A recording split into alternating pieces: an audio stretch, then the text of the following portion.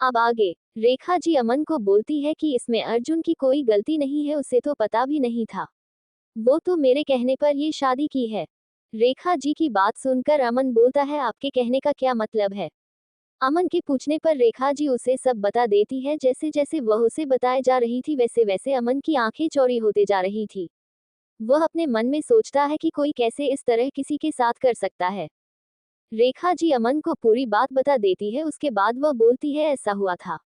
बताओ इसमें अर्जुन की क्या गलती है? उसने तो सृष्टि और मेरी दोस्त की इज्जत बचाने के लिए किया। रेखा जी की बात सुनकर अमन बिना कुछ बोले सीधा जाकर अर्जुन के गले लग जाता है और उसे बोलता है, भाई मुझे माफ करिएगा। मैंने बिना कुछ सोचे समझे आपको और सबको गलत समझ लिया। अमन की बात सुनकर अर्जुन उसे अपने से अलग करता है और बोलता है, इसमें तुझे माफी मांगने की कोई जरूरत नहीं है। मैं समझ सकता हूँ। अमन के मान जाने पर सब लोग खुश हो जाते हैं। अमन फिर सृष्टि की तरफ देखता है और उसके पास जाकर उससे बोलता है, आपके साथ सच में बहुत बुरा हुआ भाभी। उस राहुल मेहरा ने आपके साथ जो किया उसके लिए भगवान उसे कभी माफ नहीं करेंगे। फिर कुछ सोचते हुए बोलता है, लेकिन उस राहुल के बच्चे की वजह से कम भाई ने तो शादी की, और वैसे भी अगर माँ ने आपको पसंद किया है तो आप में जरूर कुछ बात होगी। अमन की बात सुनकर सभी लोग हंसने लगते हैं तो वहीं सृष्टि बोलती है, शायद हो सकता है आपकी बात सही हो। सृष्टि की बात सुनकर अमन हंसते हुए बोलता है, वैसे आपसे एक बात पूछूं? अमन के पूछने पर सृष्टि उसे बोलती है, जरूर पूछ सकते हैं। सृष्टि की बात सुनकर अमन बोलता है, वैसे आप भाई को हैंडल कैसे करती है? मेरा मतलब है कि आप उनके गुस्से से कैसे डील करती है? क्योंकि इनको बात बात पर गुस्सा करना आता है। अमन की बात सुनकर सब लोग हंसने लगते हैं। सृष्टि तो बेचारी खुल के हंस ही नहीं पा रही थी। उसे लगता है कि अगर उसने अभी हंस दिया तो ये शेर की गुफा में हाथ डालने जैसे होगा। क्योंकि वह अर्जुन के गुस्से को देख चुकी है कि कैसे उसने एक बार में ही नेहा को उसकी औकात दिखा देता है। सृष्टि को कुछ ना बोलता देख अमन कुछ बोलता उससे पहले ही अर्जुन उसे बोलता है, अगर तेरा हो गया तो जाकर फ्रेश होकर मेरे साथ कंपनी चल, फिर तुझे पता चलेगा कि मेरा गुस्सा कैसा है और लोग मेरे गुस्से को कैसे हैंडल करते हैं। अर्जुन की बात सुनकर अमन बोलता है, नहीं भाई, मैं तो आपके साथ थोड़ा मजाक कर रहा था। अमन की बात सुनकर अर्जुन बोलता है, तू भले ही मजाक कर रहा था लेकिन मैं सीरियस हूँ। अर्जुन की बात सुनकर अमन ऊपर की ओर भागता हुआ बोलता है, मैं नहीं जाने वाला। इतना बोल वह ऊपर अपने कमरे में भाग जाता है। उसके वहां से जाने के बाद रेखा जी बोलती है, चलो आखिरकार अमन मान गया। इतना बोल वह सबसे बोलती है, चलो अब हम लोग नाश्ता कर लेते हैं। रेखा जी की बात सुनकर सभी लोग नाश्ता करने चले जाते हैं। थोड़ी देर के बाद अर्जुन और सृष्टि ऑफिस के लिए चले जाते हैं। ऑफिस आने के बाद दोनों अपने अपने केबिन में बैठकर काम कर रही थी कि तभी सृष्टि का फोन रिंग करता है। फोन की आवाज सुनकर वह अपना फोन देखती है तो उस पे बेस्टी नाम लिखा था। ये कॉल स्नेहा का था। स्नेहा का कॉल देखकर वह उस कॉल को पिक कर लेती है। वह जैसे ही कॉल पिक करती है तो दूसरी तरफ से स्नेहा बोलती है, तू कहाँ है इस वक्त? तुझे याद तो है ना आज हम मिलने वाले थे और तू मुझे सब बताने वाली थी। देख कल पूरा दिन मैंने कैसे बिताया है वह बस मैं ही जानती हूँ। अब मुझे और बर्दाश्त नहीं हो रहा है। तू जल्दी से बात की कहाँ पर है? मैं तुरंत ही वहां पर आती हूँ। स्नेहा की बात सुनकर सृष्टि उसे शांत करते हुए बोलती है, पहले तू शांत हो जा और मुझे पता है कि आज हम मिलने वाले हैं। सृष्टि के बोलने पर स्नेहा शांत हो जाती है और वह पूछती है, लेकिन हम कहाँ पर मिलने वाले हैं? स्नेहा की बात सुनकर सृष्टि उससे बोलती है, सिटी सेंट्रल मॉल में ठीक 1 बजे। सृष्टि की बात सुनकर स्नेहा बोलती है, ठीक है तो फिर मैं वहां पर टाइम से पहुंच जाऊंगी। इतना बोल स्नेहा फोन रख देती है।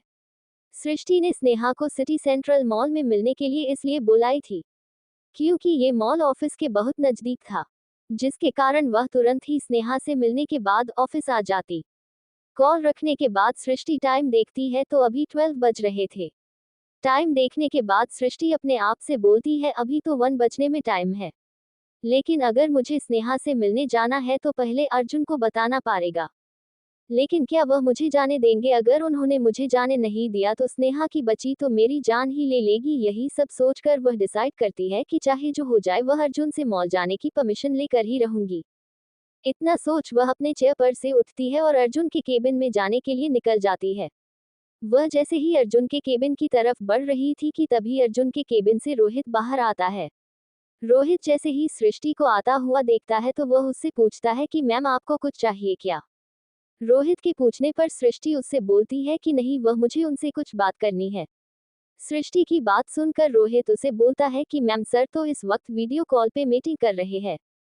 रोहित की बात सुनकर सृष्टि उससे पूछती है कि मीटिंग कब तक चलेगी। सृष्टि के पूछने पर रोहित उससे बोलता है कि मैम मीटिंग तो 2 बजे तक चलेगी।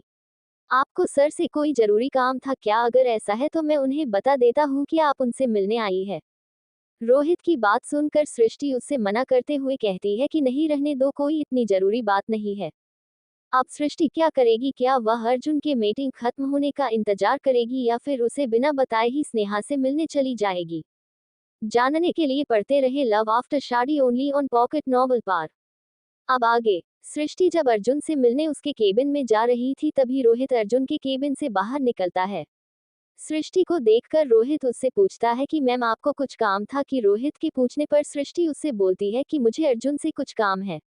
ये सुनकर रोहित उससे बताता है कि वह इस वक्त वीडियो कॉल पर मीटिंग कर रहे हैं और 2 बजे से पहले उनका मीटिंग खत्म नहीं होने वाला है। रोहित की बात सुनकर सृष्टि सोच में पड़ जाती है। उसे समझ नहीं आता है कि वह क्या करे, क्योंकि अगर अर्जुन को वह बिना बताए चली गई तो कहीं अर्जुन उस पे गुस्सा ना करे। वह यही सब सोच रही थी कि रोहित उससे पूछता है मैम आपको कोई परेशानी है क्या? अगर ऐसा है तो मुझे बताएं, मैं अपनी पूरी कोशिश करूंगा उसे सॉल्व करने में। रोहित की बात सुनकर सृष्टि उससे बोलती है नहीं, कोई प्रॉब्लम नहीं, वह मुझे इस वक्त अपनी दोस्त से मिलने के जाना था, उसी सिलसिले में मैं अर्जुन से बाहर जाने की परमिशन लेने आई थी। सृष्टि की बात सुनकर रोहित बोलता है बस इतनी छोटी सी बात के लिए आप सर से पूछने आई है? आपको अगर अपनी दोस्त से मिलने जाना है तो इसमें सर आपको कुछ नहीं बोलेंगे। रोहित की बात सुनकर सृष्टि उससे बोलती है आप सच बोल रहे हो अर्जुन, इसके लिए मुझे कुछ नहीं बोलेंगे। सृष्टि के पूछने पर रोहित उससे बोलता है मैम मैं सच बोल रहा हूँ, इसके लिए सर कुछ नहीं बोलेंगे। इतना बोल वह आगे बोलता है वैसे आपको कहाँ पर जाना है? रोहित के पूछने पर सृष्टि बोलती है सिटी सेंट्रल मॉल में। सृष्टि के बताने के बाद रोहित बोलता है तो मैं ड्राइवर को बोल के कार निकलवा देता हूँ, आपको वह पहुंचा देगा। रोहित की बात सुनकर सृष्टि उससे मना करते हुए बोलती है नहीं, रहने दो, इसकी कोई जरूरत नहीं है, मैं कैब से चली जाऊंगी। सृष्टि के कैब वाली बात सुनकर रोहित बोलता है मैम अगर सर को पता चलेगा कि आपको मैंने कैब से जाने दिया है तो वह मुझ पर बहुत ही गुस्सा करेंगे। रोहित की बात सुनकर सृष्टि बोलती है आप चिंता मत करिए, आप उनसे बोल दीजिएगा कि आपको मैंने बोला था है। सृष्टि की बात सुनकर रोहित कुछ बोलता उससे पहले सृष्टि बोलती है आपको मेरी कसम, आप आगे कुछ नहीं कहेंगे। सृष्टि की कसम वाली बात सुनकर रोहित फिर कुछ नहीं बोलता है और वह मान जाता है। रोहित के मान जाने के बाद सृष्टि उससे बोलती है क्या आप मुझे अपना नुबेर दे सकते हैं? अगर मुझे आने में देर होगी तो मैं आपको इन्फॉर्म कर दूंगी ताकि आप अर्जुन को बता दे। सृष्टि की बात सुनकर रोहित बोलता है क्यों नहीं मैम, इतना बोल वह उसे अपना नंबर दे देता है। नंबर देने के बाद वह बोलता है अगर आपको मॉल में कोई परेशानी हो तो आप मुझे कॉल कर दीजिए।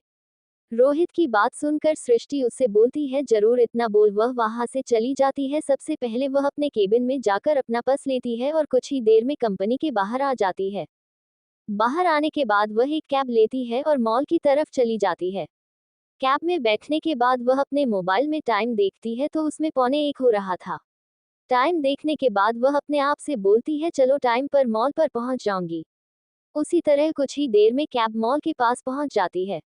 मॉल के पास पहुंचने के बाद कैब ड्राइवर कार रोकर बोलता है मैम हम मॉल पहुंच गए हैं। ड्राइवर की बात सुनकर सृष्टि उससे पैसे देती है और कैब से उतर जाती है। कैब से बाहर आने के बाद वह एक नज़र मॉल को देखती है, अपना फोन निकाल कर स्नेहा को कॉल करती है। कॉल लगाने के तुरंत ही दूसरी तरफ से स्नेहा कॉल पिक कर लेती है। स्नेहा की कॉल पिक करने के बाद सृष्टि बोलती है तू कहाँ है? वक्त मैं मॉल पहुंच गई हूँ। सृष्टि की बात सुनकर कॉल की दूसरी तरफ से स्नेहा बोलती है मैं मॉल के अंदर 2 फ्लोर पे एक रेस्टोरेंट में हूँ। स्नेहा की बात सुनकर सृष्टि बोलती है तू वहीं पर रुक, मैं बस अभी आती हूँ। इतना बोल वह कॉल कट कर देती है और मॉल के अंदर चली जाती है। अंदर आने के बाद वह एलिवेटर से 2 फ्लोर पे पहुंच जाती है। 2 फ्लोर पे आने के बाद वह वहां पर इधर उधर देखती है तो उसे रेस्टोरेंट दिख जाता है। रेस्टोरेंट दिखने के बाद वह उस तरफ बढ़ जाती है। रेस्टोरेंट के अंदर वह जैसे ही आती है तो उसे सामने ही एक टेबल पर स्नेहा बैठी हुई दिख जाती है।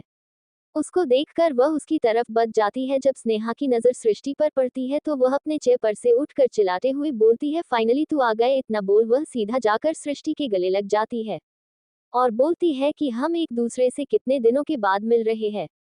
स्नेहा के चिल्लाने पर रेस्टोरेंट में बैठे सभी लोगों की नज़र स्नेहा पर चली जाती है। जब सृष्टि की सबको अपनी ओर देखता पाती है तो वह स्नेहा को शांत करते हुए बोलती है चुप कर मेरी माँ, हम अभी इस वक्त रेस्टोरेंट में हैं और तेरी इस हरकत पर सब हमें ही देख रहे हैं। सृष्टि की बात सुनकर स्नेहा उससे अलग होते हुए देखती है तो सब बस उन दोनों को ही देख रहे थे। सबको अपनी ओर देखता पाकर स्नेहा उन सब से बोलती है, सॉरी, वह मैं अपनी दोस्त से बहुत दिनों के बाद मिल रही हूँ ना, इसलिए कुछ ज्यादा ही एक्साइटमेंट में थी। स्नेहा की बात सुनकर सब लोग फिर अपने अपने खाने खाने लगते हैं। सबको नॉर्मल होता देखकर सृष्टि स्नेहा से बोलती है, पता नहीं तेरी ये बुलेट ट्रेन वाली आदत कब जाएगी। सृष्टि की बात सुनकर स्नेहा बोलती है, तू मेरी आदत को छोड़ और आकर पहले सीट पर बात इतना बोल। वह सृष्टि को चेयर पर बैठाती है और खुद भी सृष्टि के सामने वाली चेयर पर बैठ जाती है। बैठने के बाद स्नेहा उससे कुछ बोलती कि उससे पहले उसकी नजर सृष्टि के गले के मंगलसूत्र पर पड़ती है। ये देखकर वह सृष्टि से बोलती है, तूने तो मुझे बोली थी कि तेरी शादी राहुल के साथ नहीं हुई है। तो फिर मंगलसूत्र की ओर इशारा करते हुए बोलती है, ये क्या है। स्नेहा की बात सुनकर सृष्टि उससे बोलती है, मैं तुम्हें बोली थी कि मेरी शादी राहुल के साथ नहीं हुई है, ना कि मेरी शादी ही नहीं हुई है।